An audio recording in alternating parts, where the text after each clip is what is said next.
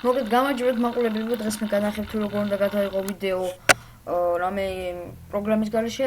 ახლა თავიდან დავიწყებ უცბად ლაპარაკს თან გავაკეთებ. მოკლედ ვაჭერთ პირდაპირ აქ ატვირთვას და ეხლა ვიტყვი უცბად რაც მინდა მე. ყველას ძალიან დიდ მადლობას გიხდეთ, რადგან სტრიმზე 23 კაცი ამივიდა თუ 24. 24 სუბიდან 58-ზე ამივიდა. რისთვისაც ძალიან დიდ მადლობას გიხდეთ მაყურებლებო, ძალიან დიდ. და მოკლედ და 70 სუბზე ვაკეთებ, გოლდებს ვიყიდებ 4-5 და ვინც სასტავი ვართ, ჩამოვაგდებ. მოკლედ ახლა გადავიდეთ ვიდეოზე. ახლა თავიდან დავიწყოთ. ვაწვევით აი აქ ატვირთვას, შორებებს დავაწერთ.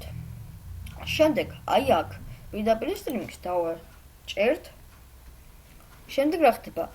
სტრიმინგი ახლავე, აი მაგის დაბრალება ღონისძიებები. ვაჭერთ იქ. და შემდეგ ვაჭერთ ახალი პირდაპირ ღონისძიება. შორებებს ვაჭერთ. შემდეგ რა ვშობ? აქ რასაც გვინდა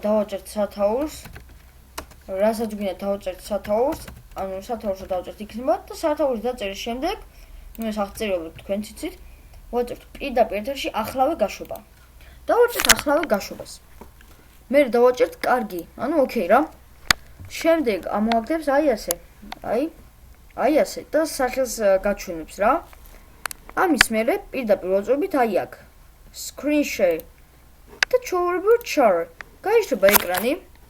ნუ ეს ანუ აქ პირდაპირ ვერ გათიშვა, აი თქვათ ასე გაქვს ჩაკეცილი. ეს არის stop sharing პირდაპირ გათიშვა და ხაის დააწერო მოშორდეს ეს და ხელი არ შეგიშალოს. აი ეს 200%-ამდე რო გიტვირთება დაგიბრუნდებით. აი აიტვირთ 100%-ამდე.